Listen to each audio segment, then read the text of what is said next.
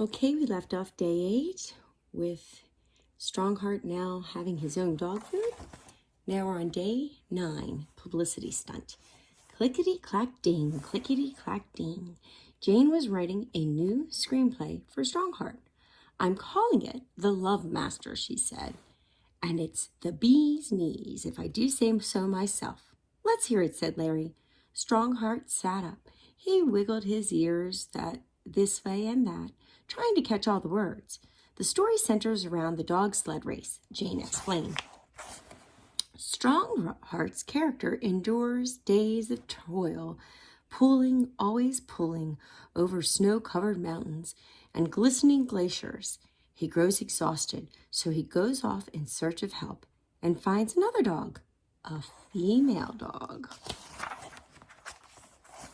At the word dog, Strongheart bolted to his feet. A memory came to him. Tufel splashing and attacking, the other dogs chasing and circling. Planting himself in front of Larry, he stared. He didn't wag his tail. He didn't move a muscle. He just stared as if he had something important to tell him. Larry nudged the dog aside. What breed is this female dog? He asked Jane. Jane shrugged. I hadn't thought it. But it could be any breed, I suppose. Strongheart whined. He smacked Larry's leg with a heavy paw. Ignoring him, Larry snapped his fingers. Maybe this is a harebrained idea, but what if we ask the moviegoers to help him find our leading lady? Well, that's a swell plan, she exclaimed. We could launch a nationwide search, place a full-page ads in the newspaper and magazines, added Larry. And on the appointed day, hold open auditions at the studio. Woof, woof, woof. Both Larry and Jane ignored him. This idea is the berries, whooped Jane. The whole country will be buzzing about Strongheart's next film before one frame is even shot, hooted Larry. Strongheart stalked to the door. Turning, he growled, making his feelings on the subject very clear. He did not like other dogs. He did not trust them. Neither Larry nor Jane was listening. Looking insulted and still making dangerous sounds in his throat, the dog clamped the knob in his paws and turned. The door swung open. Behind him, he heard Jane. What if the female can't act? Who cares? Our boy's the actor enough for 2 dogs. Strongheart marched into the backyard. Dogs. On the day of the audition, the studio lot swarmed with dogs, panting, snapping, wrestling, napping, and waiting for their shot at stardom. One by one, Jane beckoned them onto the stage and into the bright circle of the arc light. Each dog was asked to trot left, trot right, face the camera, and bark. Strongheart dropped his head to his paws. He lay there in miserable silence as a line of would-be leading ladies passed before him. Pedigrees, hounds, mutts. Now and again he rumbled. So did Larry, but for a completely different reason. 256 dogs, he groused, as the sun began to dip behind the Hollywood sign, and not one of them is right for the part. How many are left? Asked Jane. Larry glanced at his clipboard. 3. Just 3. Jane frowned. I'll have to rewrite the script. Cut the female role. And her words? Strongheart scrambled to all fours, bouncing and swirling and tossing his around barks. He made it clear that Jane should begin rewriting at once. Larry called out, Next! The St. Bernard stepped onto the stage. The director shook his head. Too big. Next! A Pekingese took her place. Too little. Next! Strongheart dove beneath the director's chair to retrieve his rubber ball. It was time to go home, and without a leading lady. His tail wagged wildly. He gave the ball a loud and happy squeak. Brrrf, he heard. It was a pleasant bark, soft and musical. Strongheart backed out from under the chair and looked. On stage, in a halo of light, stood a slim, silver-coated German shepherd. She stared at Strongheart with pale blue eyes. He glared back. Brr, woof. She barked again. Her fluffy tail wagged alluringly. Strongheart let his ball drop to the floor. Plop.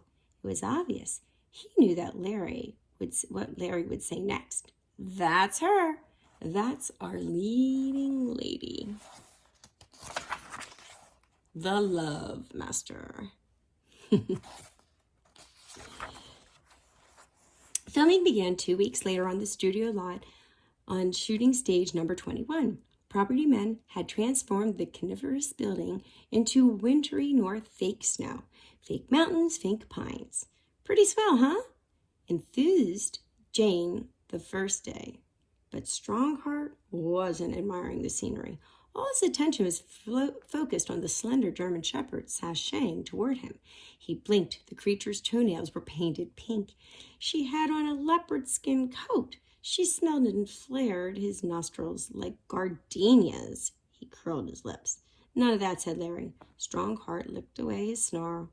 And here is the leading Lady Doyle, thrilled her owner, Miss Vanderbeek. Hello, Jewel girl. Larry reached out to ruffle her ears. Oh, dear me, stop, gasped Miss Vanderbeek. You mustn't pet her unless she's invited you to do so. And do so from calling her Jewel, or refrain from calling her Jewel or girl. Her proper title is Lady, and we expect you to use that. Larry lowered his hand. Hello, lady. With her blue eyes, Lady swept each of them, Larry, Jane, and Strongheart, from head to feet. Then she sniffled and looked away. Hoity-toity, said Jane. Strongheart rumbled in agreement. Lady was hoity-toity, as a cast and crew quickly learned. She was much too refined to slurp water from a communal dog bowl. She insisted on lapping from a delicate and handheld teacup. She absolutely did not gulp down slabs of grilled beef brought in from the studio commissary. Rather, she nibbled on marinated pigeon ordered from the finest French restaurants. And she most certainly did not stretch out on the bare floor between takes. She reclined on soft cushions. A velvet pillow cradled her head. Above all, Lady did not fraternize with police dogs. She was bossy and unfriendly, and constantly found fault with Strongheart's behavior. Rushing at him, she nipped his backside for all sorts of petty reasons, like chewing on a toy she laid claim to, or wrestling with Pete between takes and disturbing her beauty rest, or squeaking his rubber ball too loudly. Only Larry's warning looks stopped Strongheart from nipping her back. Instead, he tucked in his tail and ran from her sharp white teeth, but not without tossing a few growls over his shoulder as he went. The dog's dislike spilled over into their scenes. Cut, shouted Larry. Towards the end of the first week of shooting, he lowered his megaphone and rubbed his forehead. Listen, you two. This is supposed to be a romantic scene. We need sparks, passion, sizzle. In response, Strongheart turned his back to the camera. He sat down regally on his bony haunches. Lady sniffed, and then she stuck her dainty muzzle in the air and stalked off the set. Did you say sizzle or fizzle? Drawled Jane. Larry just groaned and covered his face with his hands. During the second week of filming, cast and crew moved from the shooting stage to a nearby park. On their very first afternoon out, Lady approached Strongheart. She got to his feet, ready to flee. But Lady didn't rush at him. Instead, she flattened her ears ingratiatingly, and she crouched her rump in the air, her tail waving. Strongheart just stood there. He pounced and tugged on his ear. Strongheart sat back on his haunches. She gave an excited bark. Strongheart blinked. Then she somersaulted into him. A memory flooded him. He was wrestling with Otto, wriggling with Gretel. Lady whined and ran a few steps into the underbrush. Then she stopped and looked back. The tip of Strongheart's tail twitched. He took a tentative step toward her.